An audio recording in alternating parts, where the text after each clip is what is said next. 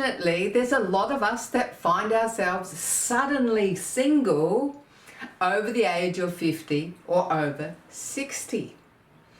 And I'm sure that most of you watching today know somebody that's got divorced later in life. Well, today we're going to meet the author of Suddenly Single, Christine Williams, and she's got some property strategies to help with this.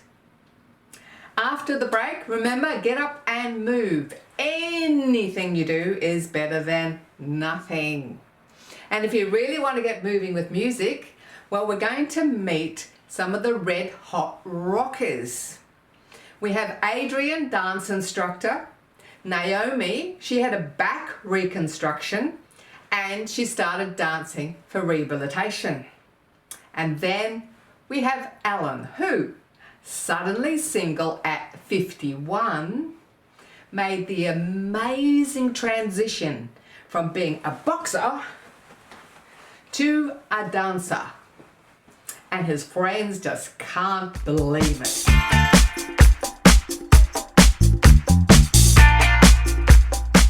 Christine Williams, speaker and author, was voted one of the top 10 property specialists in Australia and Marketer of the Year 2017. Christine, author of Suddenly Single, found herself suddenly single. And she shares with us her expertise for others that might be in that same situation. We're also going to take a look at some superannuation strategies. Hi Christine, welcome to the show. Thank you very much, Cara. I'm really proud to be here. Now there's a lot of people over 50 and over 60 getting divorced. They're selling their marital home and they're coming out with a lump sum but no real estate. What would you say to those people? Well, definitely I'm happy to comment on all of that. But just before we go any further, I'm just going to explain to your audience that I have been involved in property for many decades and I have a personal property portfolio on the eastern seaboard of Australia, and I'm a property strategist. Now that's my qualifications, but of course I am not a financial planner, I'm not an accountant, or I am not a legal representative. But with my experience from a personal level, I sort of know the hints and tips around that. But when it comes to any of that type of advice, we really do need to speak to their advisor. But when it comes to property, I'm your girl, okay? Look, been there, done that. And that was actually my first book, Suddenly Single, and coming out with a small amount of settlement and a couple of girls and private school fees and so forth. And I was out of the market because I had sold my home. In my book, The Suddenly Single, one of the things I talk about is that you really do need to give yourself at least 6 months, because regardless of whether or not you wanted to become single or it was, forced upon you, you're really in an emotional state. And I don't believe in my heart of hearts that when you're in an emotional state, you can't make good or very good financial decisions. And I truly do believe that regardless of what that lump sum is and regardless of what your housing situation is at that moment, as long as you've got a roof over your head, you need to take a minimum of 6 months before you make other financial decisions, because you need the water to settle. And it could be people who are in their 50s and their 60s, and you would assume that they've got, adult children and they may have grandchildren.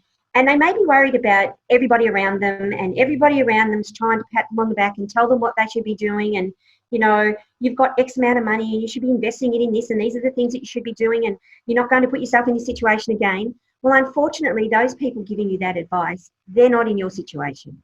They really don't know what you're going through. They don't understand that, yes, you may have an amount of money sitting in a bank that's not really giving you any interest, and they're throwing that in your face saying, but you could do better if you invested in this. Please don't. Please do take at least 6 months.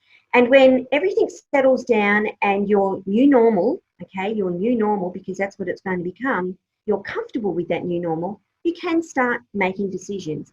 And it may be that you choose to invest in a property for yourself to live in, or it may be that you choose to rent wherever you want to, or you're going to travel. You're comfortable with the choices that you've made about the accommodation that you've chosen to live in, and you start to invest in something else. So, you know, I love having conversations with these clients that don't know, love the fact that I give them permission to just do nothing for a while.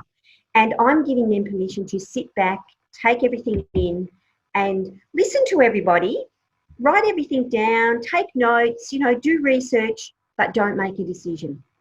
And I don't know how many divorced people have come back to me, male and female, and they have thanked me for that small amount of advice to allow them to settle down.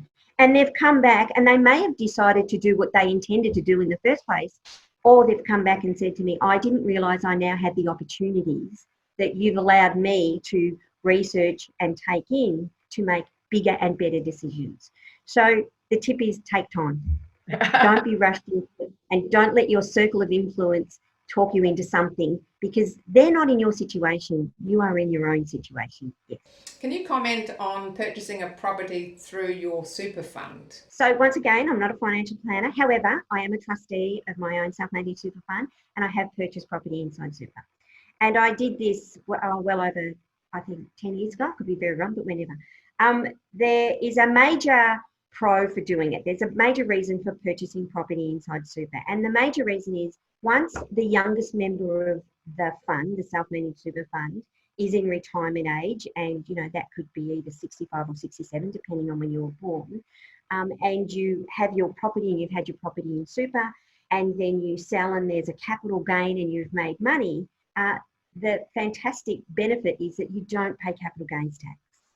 But of course, there's some constraints about that, okay? And the constraints is that your deposit must come from the fund. You must have a self-managed super fund in the first place. You must have your, you know, your trustee or the company set up and lots of things. You need to be talking to your financial planner and accountant about this.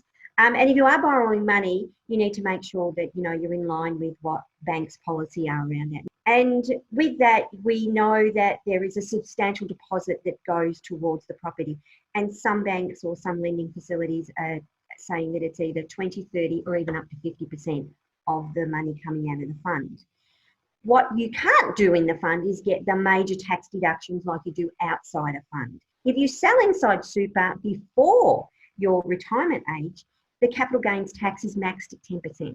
So there's benefits, but there's constraints. And as long as you understand what the benefits and constraints are, it can be a fabulous strategy for you, especially if you love bricks and mortar.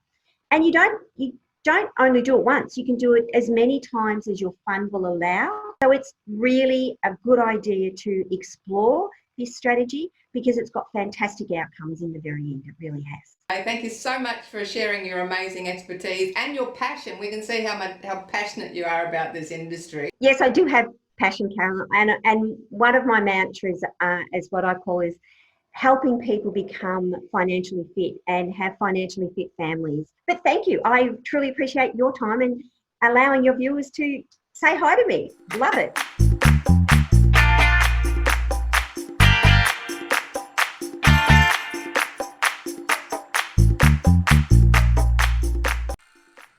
Thanks for watching our TV show. Be sure to hit subscribe and then you'll never miss an episode. Jump on Facebook, join our group, get in on the fun, fitness, wellness and inspiration. I'm Carol, over 50. So what?